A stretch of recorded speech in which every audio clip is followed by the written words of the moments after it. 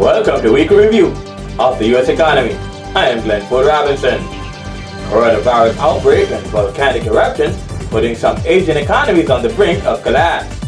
Global equities markets fell sharply on Friday as new coronavirus cases surfaced in Iran, Italy, and South Korea. These stories and more after the break.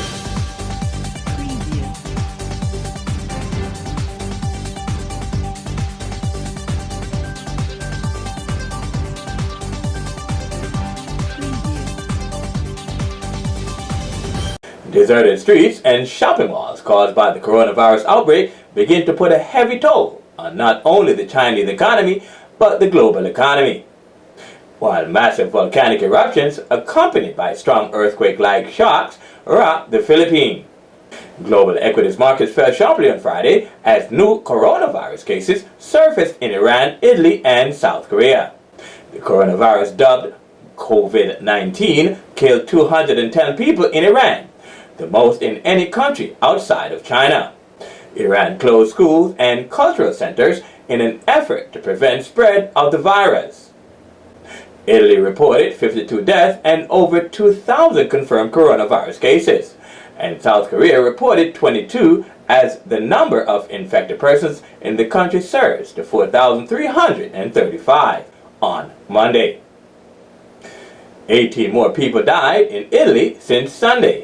An 88-year-old Italian man who had pre-existing health conditions have died like others who had pre-existing health conditions after testing positive for the COVID-19 virus. In the U.S., Washington state health officials confirmed 6 deaths from COVID-19.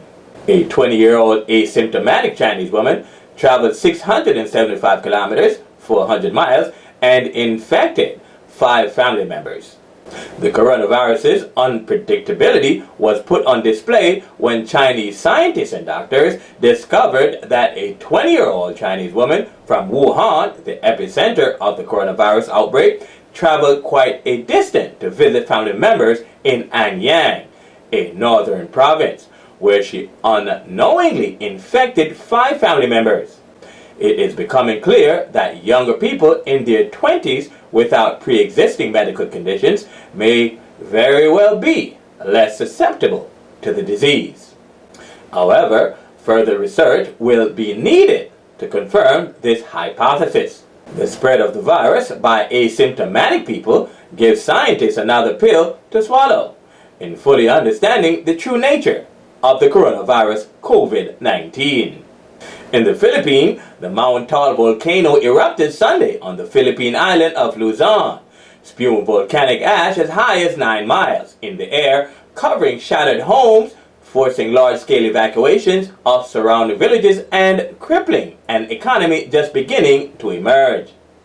Philippine tourism flourishes at this time of year. However, with the advent of the Tall volcanic eruption, tourism activities will subsequently decrease, followed by revenue. Like my country of Jamaica, the Philippines economy relies heavily on tourism. So any disaster compromising tourism will also compromise the economy.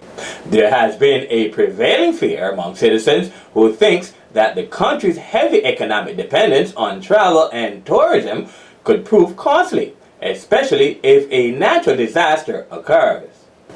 Well, this could be it. Let's hope that this isn't the case. The volcanic eruption forced all citizens living in the surrounding areas to evacuate, leaving all belongings behind. Some of these belongings happen to be livestock, fisheries, farms, and other subsistence-producing resources. Tall volcanic ash covered everything in sight, from horses to treetops. The local government set up camps to accommodate evacuees. But despite the widespread destruction of villages, people still defied authorities and returned home, only to see the destruction of their properties.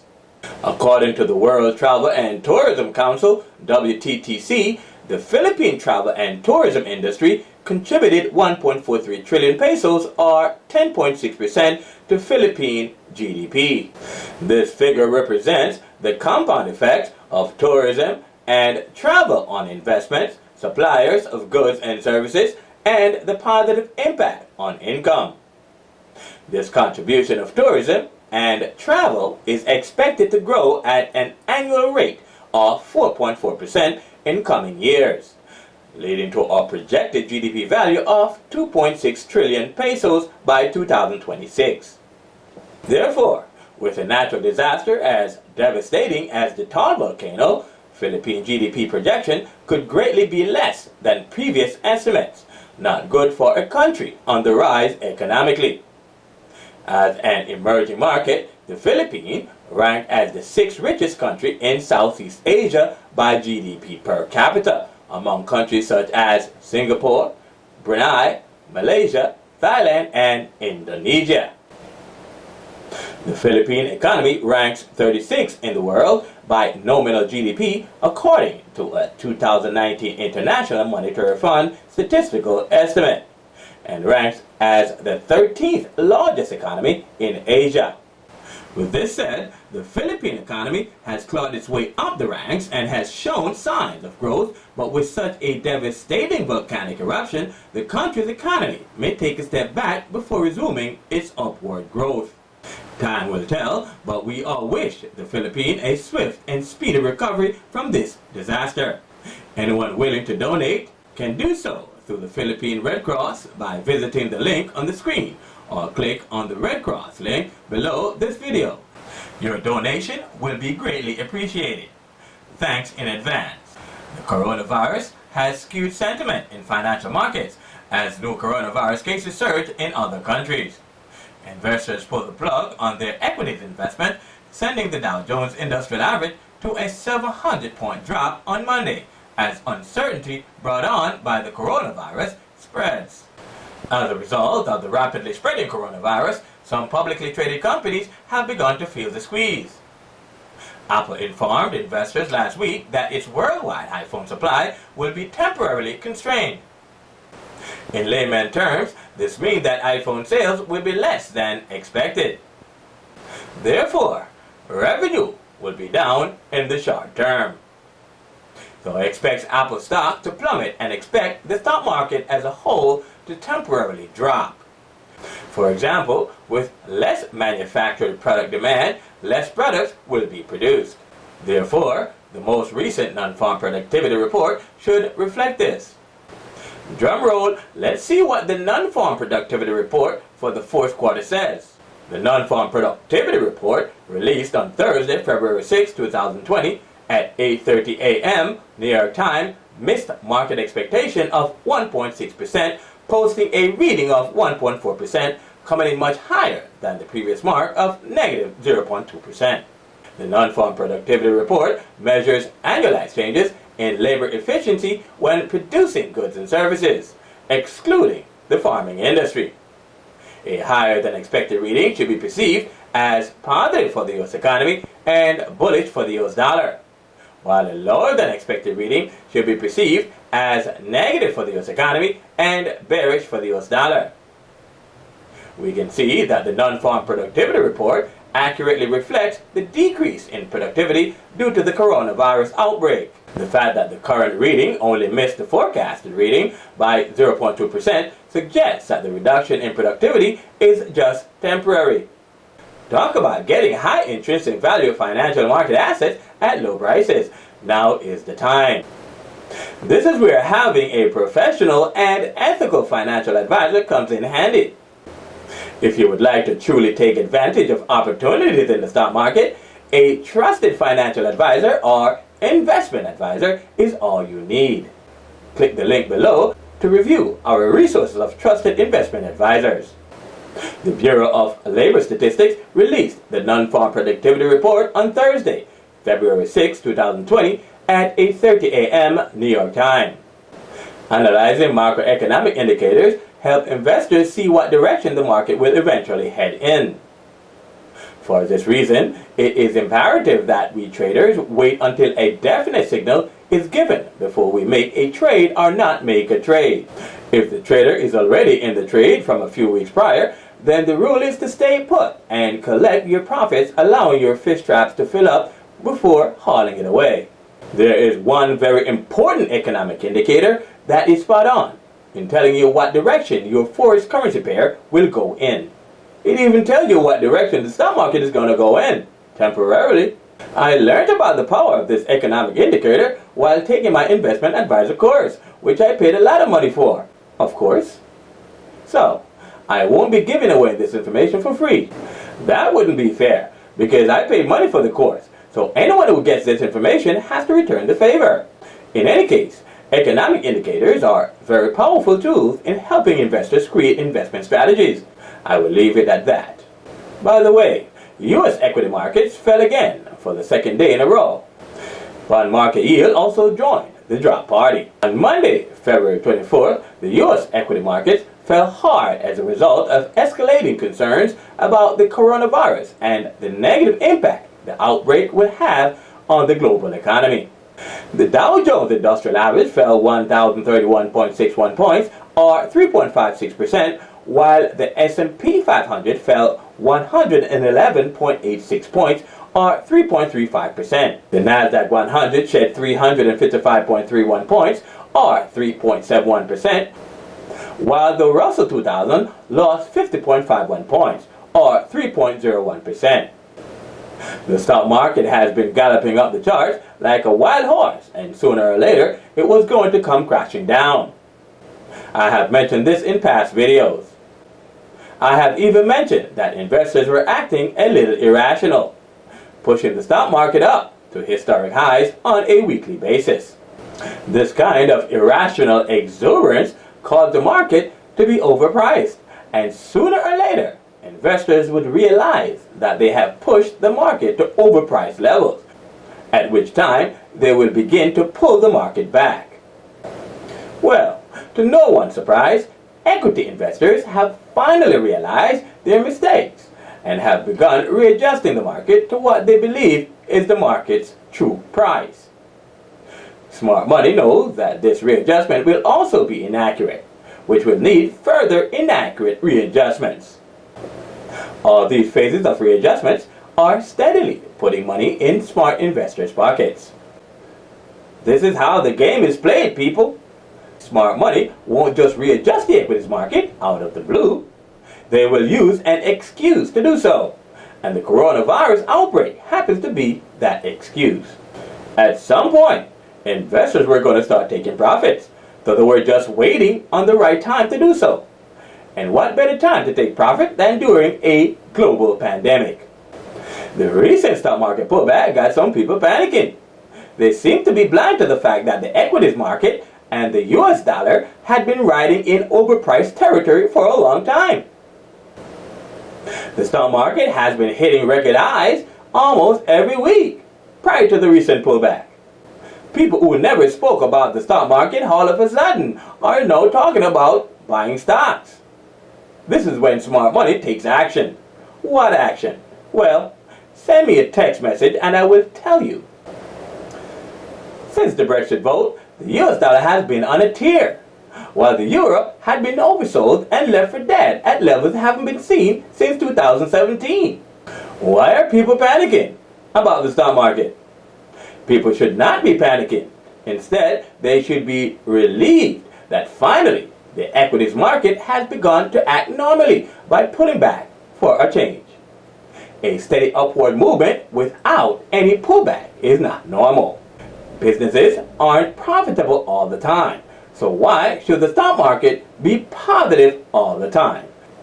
Sometimes businesses experience slow periods and sometimes profitable periods. So why should the stock market be any different? So, if the financial system was so strong, why would the Federal Reserve continue to add lubrication to the system? That is a question that my 18-month-old could answer. Talking about the strength of the economy, has anyone noticed the number of CEOs departing from their post in 2020? Well, a friend of mine brought it to my attention, and I took a long look at it and saw for myself the long list of CEOs departing their post at record pace. The list begins with Jeff Weiner of LinkedIn, who is stepping down in June after running the company for 11 years. AJ Banga of MasterCard, who is set to step down in early 2021 after more than a decade of running the company. John Legere of T-Mobile is scheduled to step down in May of 2020. The company's share price rose from $12 to $80 per share during a 7-year run. This is what they mean when they say, leave while on top. Bob Iger of Disney stepped away from his duties as CEO on February 25th after a 12-year stint with the company. Adam Bierman, CEO and co-founder of the cannabis company MedMen, stepped down February 1st after a steep decline in the company's share price over the past year. The company laid off roughly 40% of its workforce at the end of 2019. Terry Booth, CEO of Aurora Cannabis, hinted that he was stepping down and retiring on February 6th. Several struggling Canadian cannabis companies have recently shifted leadership roles. Are we witnessing a ganja bubble? Did these CEOs saw something in the economy that caused them to start such mass exodus? Or did they see the opportunity to leave on top as a result of the economy and stock market doing so well? We will never know. If the stock market crashes by losing 50% of its current value in a few months, then we would say that those CEOs saw this coming. And this was the reason why they packed their bags and ran away from an impending economic bust. This is what comes after a sustained economic boom that we have been experiencing ever since the 2008 stock market crash.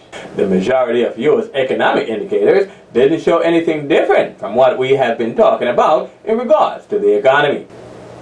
The year-over-year core CPI beat forecast of 2.2%, posting a reading of 2.3%, matching a previous reading of 2.3%. Nothing surprising there. The CPI measures changes in the price of goods in respect to the consumer. It is a key economic indicator in measuring changes in purchasing trends and inflation. So current inflation sits at 2.3%. Is this good or bad? The Federal Reserve likes to have inflation at around 2%, but 2.3% is not bad if it accompanies economic growth, which happens to be the case of the U.S. economy in the past 11 years. A higher than expected CPI reading should be perceived as positive for the U.S. economy and bullish for the U.S. dollar, while a lower than expected reading should be perceived as negative for the U.S. economy and bearish for the U.S. dollar. Based on the current inflation readings, we can see that the U.S. economy continues to exhibit strength despite the recent minor setback caused by the coronavirus outbreak, and as we have said before, smart investors are just using the coronavirus scare as an excuse to take profits, thereby forcing the stock market and the U.S. dollar to temporarily show weakness. This is similar to a blip in the radar, nothing to worry about in the long run. No need to panic. This is where having a professional investment advisor comes in handy. A person's time horizon is the key factor that should be taken into account when deciding when to invest in the stock market and when not to invest. If you know you are going to retire in a year from now, you shouldn't be exposing your 401k to risky, high returns mutual funds. You should only be doing so if you are not planning on retiring for the next 10 years. A trusted investment advisor can help you with these critical, important financial decisions. Investment advisor commercial break. Are you looking to take full advantage of opportunities in the stock market? Well, look no further than our list of trusted professional investment advisors. They will help you create an investment portfolio that will align with your financial goals. If this sounds like something you would like to consider, please click the link below the video and set up an appointment with one of our trusted investment advisors. They will provide you with the information you need to take full advantage of opportunities in the stock market. Please like, subscribe, and check the bell so you'll know when new weekly videos are uploaded. Stardom Finance commercial break. Are you a successful forex trader or a successful stock trader and want to gain even more success as a trader? Well, look no further than the Stardom Finance weekly review of the U.S. economy. The weekly review comes in a video format and an article format. The video format hosted by Glenford Robinson, can be seen on the Amsterdam Finance YouTube channel, and the article format can be seen on the Amsterdam Finance website at amsterdam.com. For in-depth fundamental analysis of how to create a forex and a stock trading strategy using the data presented in our videos and articles, please contact 631-747-7237. Disclosure: the Amsterdam Finance trading team currently trades the Euro-USD currency pair, utilizing long, short, and hedging strategies. Disclaimer: information in this video and in our articles published on amsterdam.com may contain forward-looking statements, which could involve high risk and uncertainties. Markets and instruments profiled in our videos and in our published articles are for informational purposes only and should never be taken as professional investment advice or recommendations to buy or sell in these assets. You should do your own in-depth research before making any investment decisions.